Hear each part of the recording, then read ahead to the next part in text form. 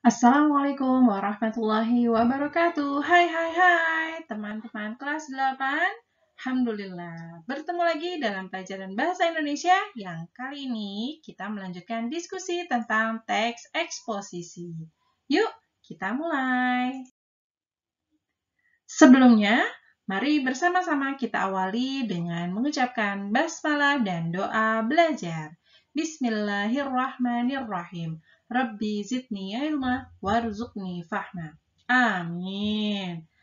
Oke, teman-teman, ada satu buah hadis nomor 2664 yang diriwayatkan oleh Muslim yang isinya Nabi Shallallahu Alaihi Wasallam bersabda, "Semangatlah dalam hal bermanfaat untukmu, minta tolonglah kepada Allah dan jangan malas atau patah semangat."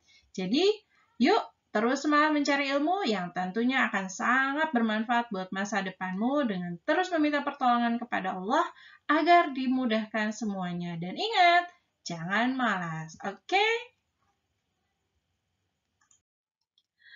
Masih dengan pembahasan teks eksposisi, pasti kalian masih ingat kan dengan pengertian dari teks eksposisi.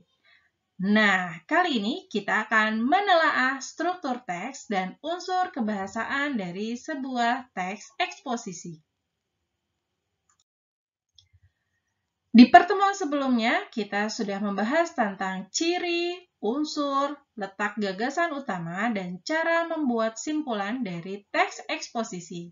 Kali ini, kita akan menelaah struktur teks eksposisi yang terbagi menjadi 3 bagian, yaitu bagian pertama disebut dengan tesis atau isu permasalahan atau pandangan dari penulis. Bagian kedua disebut dengan argumen, yaitu bagian yang menuliskan tentang fakta atau data sesuai isu topik. Ketiga disebut dengan penegasan, yaitu bagian akhir yang berisi rangkuman dan simpulan dari teks eksposisi tersebut. Ini adalah contoh telaah teks eksposisi berdasarkan struktur teksnya. Kotak biru di awal paragraf disebut dengan tesis yang berisi tentang pendapat dari penulis. Kotak kedua berwarna hijau disebut dengan argumen karena berisi tentang data dan fakta sesuai topik yang diangkat. Dan terakhir disebut dengan penegasan yang merupakan kesimpulan dari teks eksposisi yang ditulis. Unsur kebahasaan dari sebuah teks eksposisi ada 5, yaitu menggunakan kata baku yang formal, menggunakan kata teknis atau kosakata khusus dalam suatu bidang tertentu, ada kata perujukan, lalu kata kerja mental, yaitu kata kerja yang menggambarkan tindakan, proses, atau situasi tertentu. Dan terakhir adalah kata hubung dan kata transisi.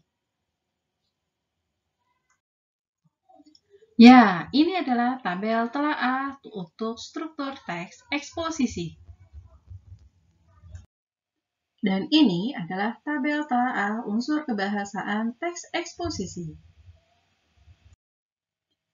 Berikut adalah langkah yang bisa dilakukan jika kita ingin menulis sebuah teks eksposisi.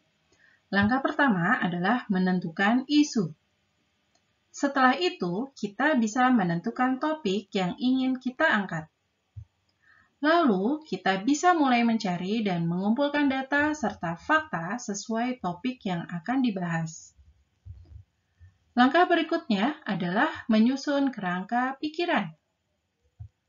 Jika sudah lengkap, kita bisa mulai mengembangkannya menjadi sebuah tulisan. Dan terakhir adalah tahap menyunting atau mengedit naskah yang sudah ditulis. Mudah kan? Bisa kita coba nih. Berbicara tentang teks eksposisi, dalam Quran Surat Ar-Rum ayat 48, Allah sudah memberikan penjelasan lengkap tentang terjadinya hujan.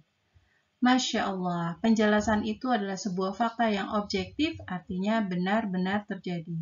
Oleh karena itu, belajar dari ayat ini, yuk kita mulai memberikan informasi yang objektif sesuai fakta yang ada dan tidak termakan dengan informasi yang belum jelas. Alhamdulillah. Demikian paparan tentang telaah struktur dan unsur kebahasaan teks eksposisi. Kita tutup pertemuan kali ini dengan mengucapkan hamdalah, alhamdulillahirrabbilalamin, istighfar, astagfirullahalazim, astagfirullahalazim, astagfirullahalazim, dan doa kafaratul majlis.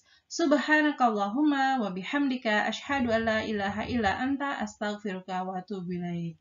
Kurang lebihnya mohon maaf dan terima kasih. Wassalamualaikum warahmatullahi wabarakatuh.